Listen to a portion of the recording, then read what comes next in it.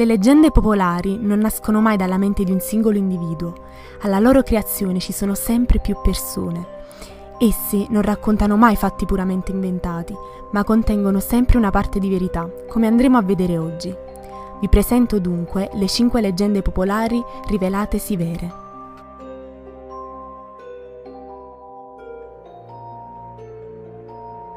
Sepolta viva.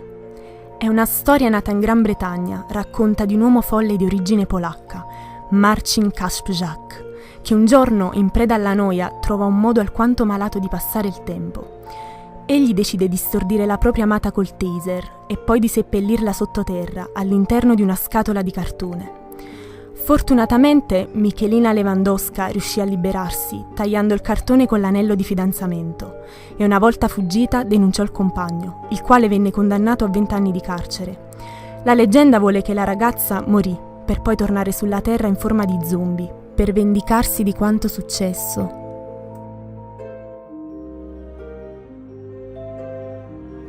L'uomo nero.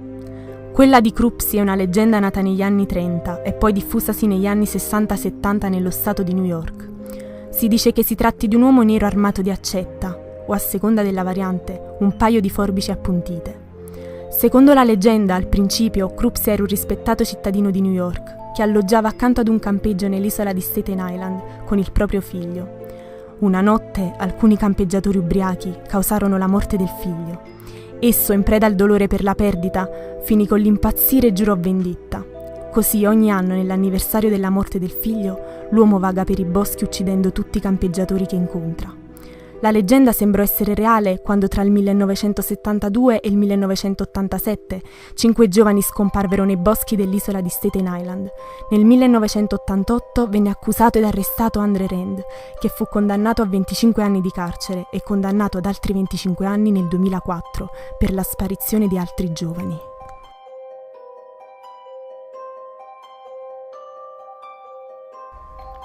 Ladri di reni. Questa storia molto conosciuta racconta che un soggetto qualsiasi, al proprio risveglio, si ritrova all'interno di una vasca riempita di ghiaccio e con accanto un biglietto che invita ad andare immediatamente all'ospedale se si vuole sopravvivere, a causa della mancanza di un rene. Purtroppo sì, può sembrare una storia alquanto inventata, ma vi sbagliate, la storia è realmente accaduta. Il tutto ha preso inizio in India, quando fu creata una legge nel 1995 che ha imposto che le donazioni di organi venissero solo dai membri della famiglia strettamente correlati, creando così un fiorente mercato nero.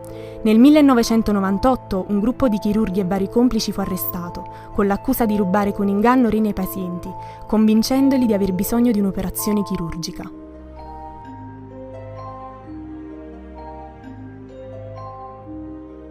I ragni nella testa. Un'altra leggenda narra di una donna che all'improvviso per vari giorni avvertì forti dolori alla testa, fino a quando, non riuscendo più a sopportare il male, decise di andare in ospedale per fare i dovuti controlli. I medici, dai risultati di essi, videro che la donna aveva il cranio pieno di ragni, a causa dell'infiltrazione di uno di essi tramite l'orecchio, il quale depose uova all'interno della testa. In seguito si scoprì che non è una banale leggenda. Infatti nel 2012 in Cina, più precisamente nella città di Changsha, fu ricoverata una donna che avvertiva un forte prurito all'apparato uditivo. I medici scoprirono la causa, ovvero un ragno che le era entrato nell'orecchio da 5 giorni. I medici le riempirono il condotto uditivo con della soluzione salina fino a farlo uscire, prima che andasse ancora più in profondità.